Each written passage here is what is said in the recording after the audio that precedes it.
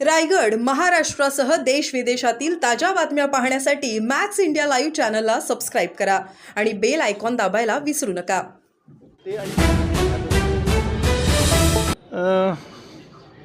याच्यामध्ये फरक असा आहे की डिस्क्वालिफिकेशन जे आहे 2 वर्ष किंवा 2 वर्षापेक्षा जास्त एखाद्या MLAला किंवा मेंबर ऑफ पार्लमेंट किंवा लेजिस्लेटिव्ह असेंब्लीच्या मेंबर्सना जर 2 किंवा 2 वर्षापेक्षा जास्त शिक्षा झाली तर ते मेंबर म्हणून डिस्क्वालिफाय ठरतात. तर हे डिस्क्वालिफिकेशनसाठी स्टे ॲप्लिकेशन वेगळं दाखल केलेलं आहे. बरोबर. जर स्टे मिळाला तर ते आत्ता तरी अपील पिरियड संपेपर्यंत किंवा अपील फायनली डिसाईड होईपर्यंत त्यांचं कामकाज चालू राहील जर स्टे मिळाला तर. आणि ती ऑर्डर उद्याला मेहरबान कोर्ट करणार आहे. आणि आता जे सस्पेन्शन आहे ते फक्त अपील पिरियड संपेपर्यंत किंवा अपील फायनली डिसाईड होईपर्यंत जी 2 वर्षाची शिक्षा केलेली आहे ती एक्झिक्यूट करू नका एवढ्यापुरतंच आहे ते. म्हणजे उद्या परत सुनावणी होणार. उद्या पुन्हा सुनावणी होईल. स्टे ऑर्डरवरती मी आज आर्ग्युमेंट केलेलं आहे. उद्याला आता सरकारी वकील साहेबांचं आर्ग्युमेंट ऐकून घेते. म्हणजे अपिलावरची कारवाई सुरू असेपर्यंत शिक्षेला स्थगिती म्हणता येईल. बरोबर. सर, याच्यामध्ये माजी मंत्री तुकाराम दिघोळे यांचे जावई आशुतोष राठोड यांनी देखील युक्तिवाद करण्याचा प्रयत्न केला. कोर्टाने त्यांना थांबवलं. नेमकं काय कारण होतं त्याचं? जे अपील दाखल केलेलं होतं ना, अपिलामध्ये जे आम्ही 2 प्रेयर्स केलेले होते, एक सस्पेन्शनचा आणि स्टेचा, ते या दोन्ही प्रेयर्सना दोन्ही विनंत्यांना विरोध करण्यासाठी म्हणून स्वर्गीय तुकारामजी दिघोळे यांच्या कन्या स्वतः ॲप्लिकंट हजर झाल्या होत्या आणि त्यांनी हे ऑब्जेक्शन घेतलेलं होतं की आम्हाला स्टे देण्यात येऊ नये.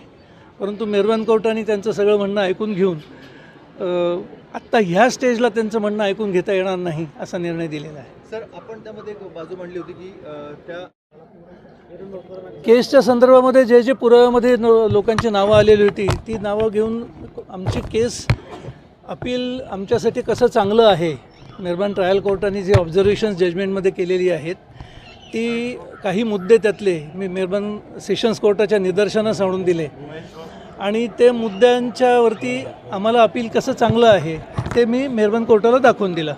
सर आता याच्यामध्ये शिक्षेला स्थगिती दिलेली आहे की म्हणजे 1 महिन्याच्या अपील? या अपील दाखल करताना आपण अपिलाबरोबरच 2 वेगवेगळे अर्ज दाखल केले होते. एक सस्पेन्शन ऑफ द सेंटेन्स आणि एक स्टे ऑफ द सेंटेन्स. तर सस्पेन्शन ऑफ द सेंटेन्स मेहरबान कोर्टाने अलाव केलेलं आहे. अपील संपेपर्यंत सेंटेन्स सस्पेंड केलेलं आहे आणि जामिनावर सोडलेलं आहे. परंतु सेंटेन्स जे आहे 2 वर्षाचं ते स्टे करण्यासाठी म्हणून आज मी आर्ग्युमेंट केलं. उद्याला सरकारी वकिलांच्या आर्ग्युमेंटसाठी उद्याला ते ठेवलेलं आहे. त्याच्यावरती इंडिपेंडेंटली उद्या ऑर्डर मेहरबान कोर्ट करेल. म्हणजे शिक्षेला माझं म्हणणं एवढंच होतं की आत्ता ह्या स्टेजला त्यांना ऑब्जेक्शन घेण्याचे अधिकार नाही आहेत कारण त्या काही फिर्यादी नव्हत्या किंवा त्यांचा साक्षीदार म्हणून त्या ट्रायल कोर्टापुढे त्यांचा साक्षीदार म्हणून तपासलेलं पण नाही आहे. त्यामुळे आत्ता त्यांना अधिकार नाही ह्या स्टेजला. दिस इज प्रिलिमिनरी स्टेज. अजून सरकार पक्षाला पण नोटीस निघालेली नाही.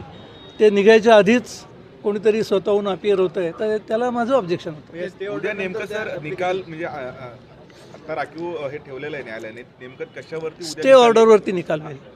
कशावर म्हणजे स्टे ॲप्लिकेशन उद्याचे सरकारी पक्ष पुन्हा त्यांची बाजू मांडणार आहे त्यानंतर फायनल होईल. त्याच्यानंतर फायनल. म्हणजे उद्या फायनल निर्णय उद्या. थँक्यू.